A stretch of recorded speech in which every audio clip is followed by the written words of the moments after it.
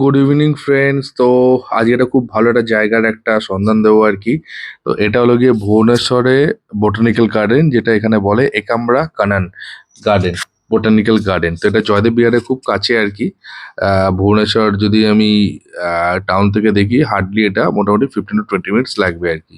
তো এখানে entry fee হলো গিয়ে 20 রুপিস পার অ্যাডাল্ট, আর পার্কিং এর ব্যবস্থা আছে আর কি 40 রুপিস আর কি আপনার পার্কিং এ। তো যাই হোক, বোটানিক্যাল গার্ডেন এটা অনেক বড়। এই এই এরিয়ার জায়গাটা নিয়ে আর কি একদিনে তো কভার করা আমার পক্ষে সম্ভব না, কারণ আমি এটা হঠাৎ সাডেন প্ল্যান করে এসেছিলাম আর কি। বললো ভেরি বিউটিফুল জায়গা।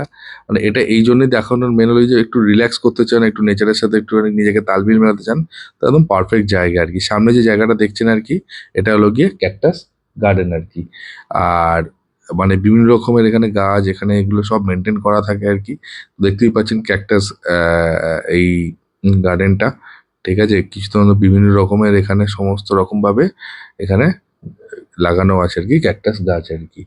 আর একটা জিনিস বলার আর কি, এখানে আপনার বোটিং এরও ব্যবস্থা ছিল আর কি, তো এখন ফাদার টাইমিং বন্ধ আছে আর কি।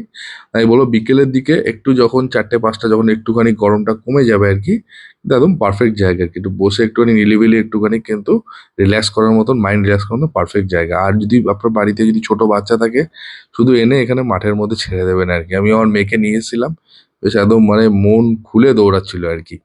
ঠিক আছে, খুব এনজয় করার মতন জায়গা আর কি। আর এখানে হ্যাঁ, এখানে একটা কফি শপও আছে, কোরাফুট কফি। ওর এখানে ইন হাউস একটা আছে, তো এখানেও আপনারা কফি, চা, সব রকমেরই বেভারেজেসের ব্যবস্থা আছে আর কি। এই সেই বোটিং করার জায়গাটা আর কি। তো আপনারা এলে এখানে অবশ্যই জানাবেন আর কি, কমেন্ট সেকশনে। টাটা।